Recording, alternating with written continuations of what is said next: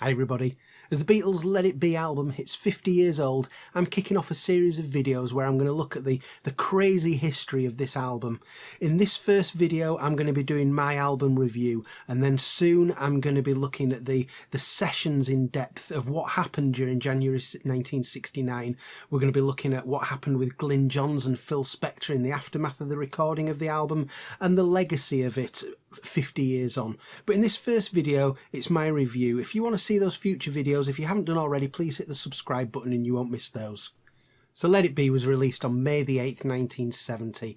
And whilst it was largely not the last Beatles album to be recorded, it was the last to be released, coming just a few weeks after the official announcement that the Beatles were due to split.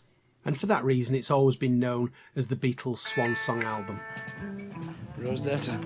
So the way that I'm going to look at this album is I'm going to break it down into each of the four Beatles and look at their contribution to this album and evaluate that, rather than just going track one through till the end. We'll start with Ringo. So Let It Be is one of those few Beatles albums where there's no lead vocal by Ringo, but it wasn't for the want of him trying. He did bring Octopus's Garden to the sessions in January 1969, and he tried to work on it with Paul, he tried to work on it with George, but it was never really ready, and it certainly wasn't given masses of attention to be worked on as a song for the album.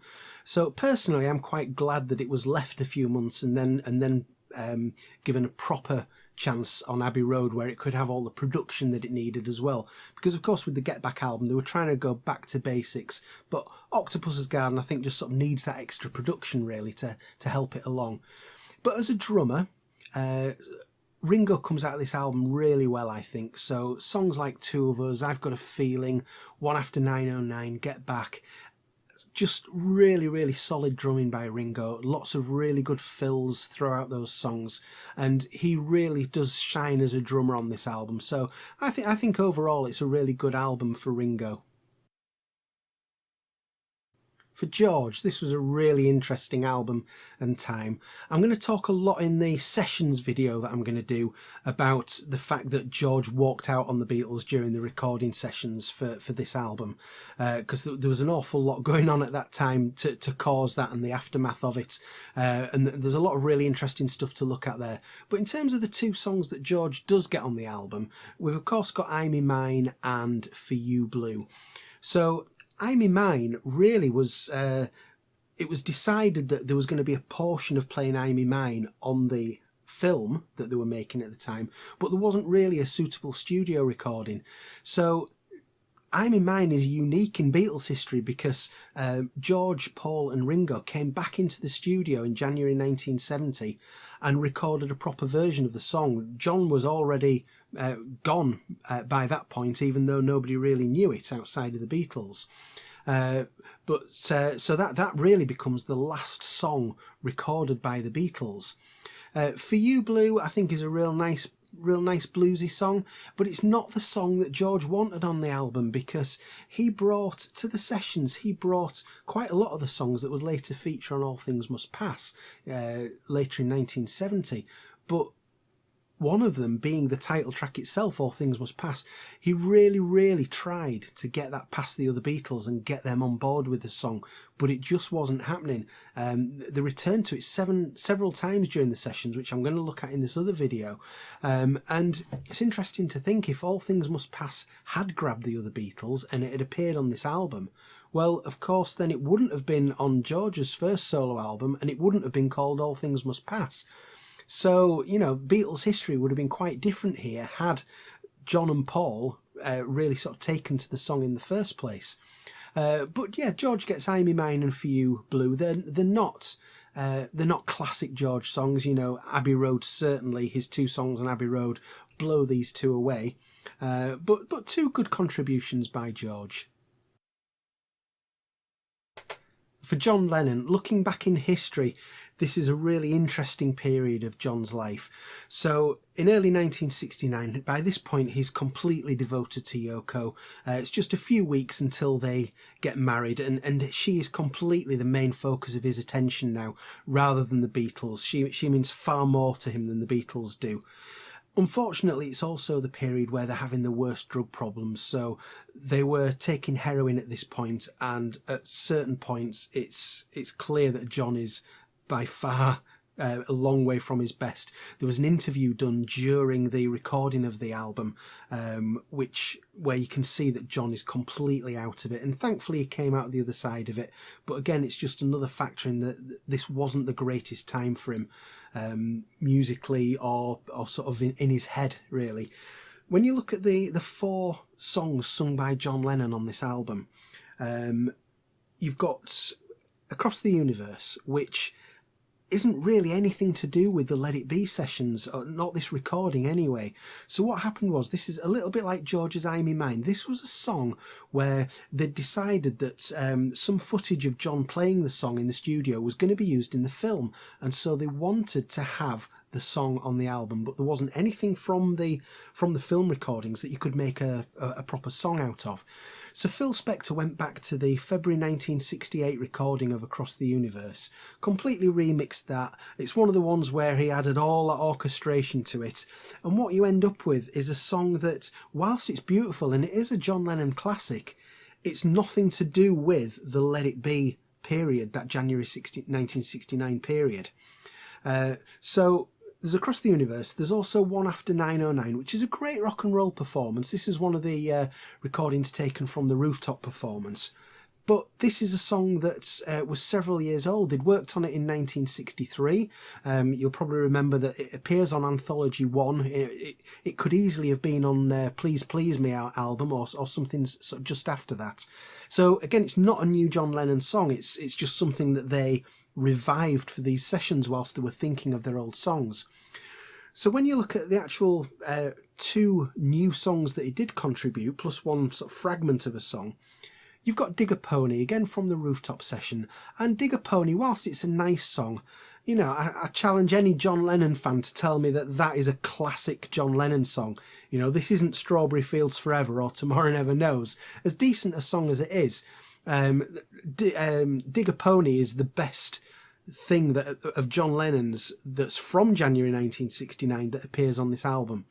You've also got Dig It, which, you know, that's just a fragment from a much bigger take of a sort of a long rambling song, and they found this sort of portion that was just used as a real sort of short snippet, really. And there's also, from I've Got a Feeling, you've got John's, you know, Everybody Had a Hard Year part, and that's really nice. I do enjoy that very much within the context of I've Got a Feeling, but it was just a snippet. It was fragments, a little bit like Paul's Woke Up, Got Out of Bed from A Day in the Life. This is now the opposite. It's John coming to a Paul song and putting something of his in there as an addition to the song, and it is nice, but, you know, not a full song.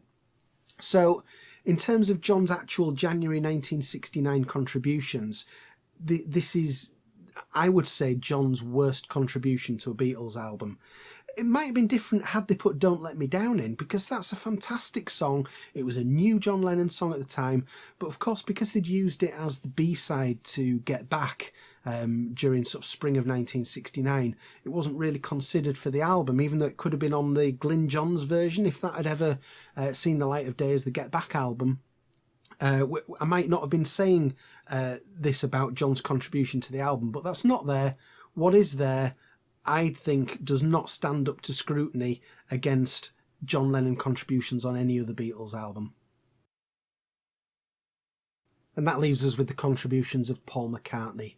So during Beatles history, there's been conversations all the time about different albums and periods of the Beatles where, you know, who was the dominant Beatle at the time. And in the early days of the Beatles, it was certainly John Lennon. And then as you get through to the mid-60s, around sort of Revolver, Sgt. Pepper, you can see the balance swing towards Paul. Maybe still preferred John's contributions overall, but Paul's certainly pulling it back there.